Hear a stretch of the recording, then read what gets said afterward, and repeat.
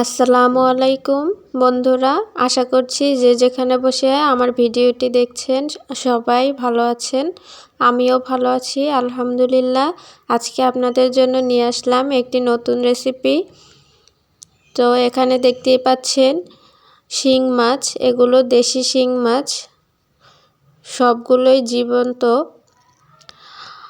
এগুলোকে কেটে তারপরে রান্না করে দেখাবো, তো সাথেই থাকুন প্লিজ। আর আমার ভিডিওগুলো যদি আপনাদের কাছে ভালো লেগে থাকে প্লিজ আমার চ্যানেলটিকে সাবস্ক্রাইব করে পাশের বেল আইকনটি ক্লিক করে দিয়েন প্লিজ বন্ধুরা।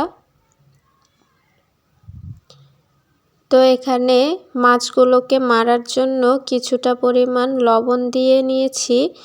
5 থেকে 6 মিনিট রাখলেই মাছগুলো মরে যায়। তো এখানে আমার আম্মু মাছ কাটছে, দেখতে পাচ্ছেন। যারা শিং মাছ কাটতে পারেন না তারা দেখে শিখে নিতে পারেন।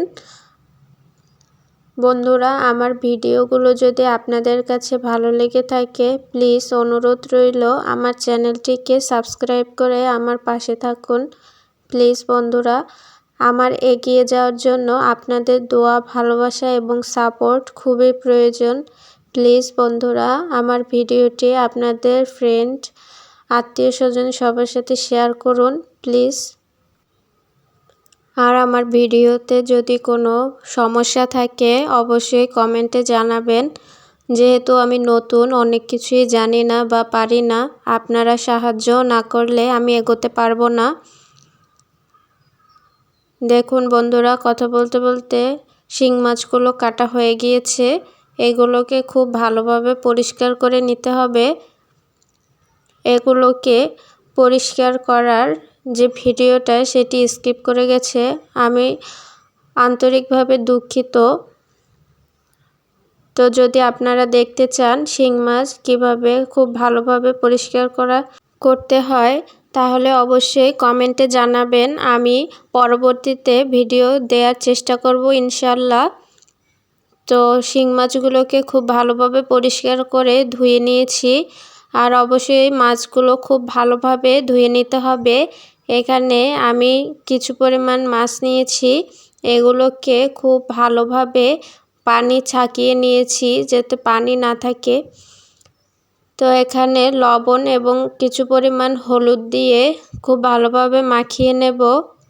মাখানোর পরে একটু হালকা করে ভেজে নেব। আপনারা চাইলে কড়া করেও ভাজতে পারেন, আমি এখানে হালকা করে ভেজে নেব। আমার কাছে হালকা করে মাছ ভেজে রান্না করলে খুবই ভালো লাগে।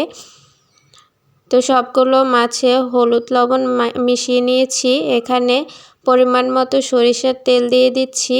তেলটা কিছুটা সময় চুলার আঁচে রেখে দেব। গরম হয়ে গেলে মাছগুলো এক এক করে সবগুলো দিয়ে দেব।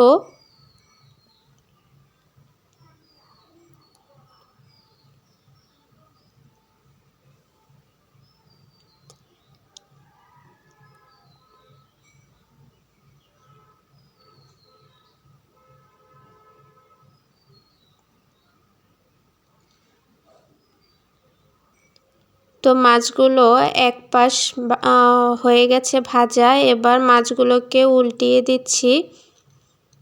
5 থেকে 6 মিনিট ভেজে নেব, তারপরে নামিয়ে নেব।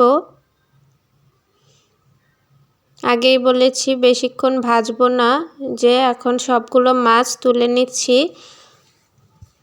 হালকা ভাজা হয়ে গেছে। এবার সবগুলো মাছ ভালোভাবে তেল ছাড়িয়ে উঠিয়ে নেব। তো অবশিষ্ট তেলের মধ্যে আমি এখানে 1 চা চামচ পেঁয়াজ বাটা, হাফ চা চামচ রসুন বাটা এবং হাফ চা চামচ আদা বাটা দিয়ে নিয়েছি। এবার একটু পানি দিয়ে কিছু সময় কষিয়ে নেব।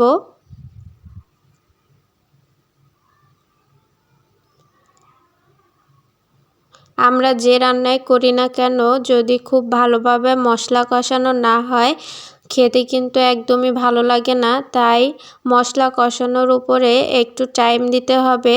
একটু টাইম নিয়ে মশলাগুলো খুব ভালোভাবে কষিয়ে নিতে হবে।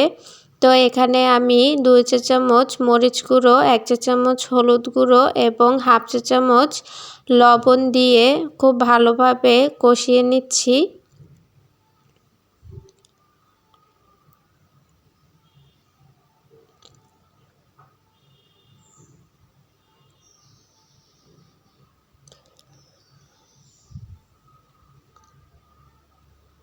তো দেখতেই পাচ্ছেন বন্ধুরা, আমার মশলাগুলো খুব ভালোভাবে কষানো হয়ে গেছে, তেল ভেসে উঠেছে। এ পর্যায়ে পরিমাণ মতো পানি দিয়ে দেব। যেহেতু ফ্রাই প্যানে রান্না করছি, এখানে বেশি পানি দেব না, পরিমাণ মতো একটু বুঝে পানি দিতে হবে। আমি এখানে আমার মাছে বেশি ঝোল রাখবো না, এজন্য অল্প পরিমাণে পানি দিয়েছি। এখানে 1.5 কাপের মতো পানি দিয়েছি আমি। আপনারা আপনাদের ইচ্ছে মতো দিতে পারেন।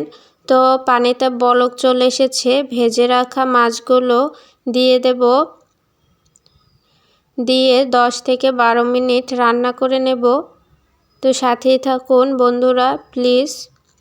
আর এই চ্যানেলে এরকম মাছের অনেকগুলো ভিডিও আছে, আপনারা চাইলে দেখে আসতে পারেন।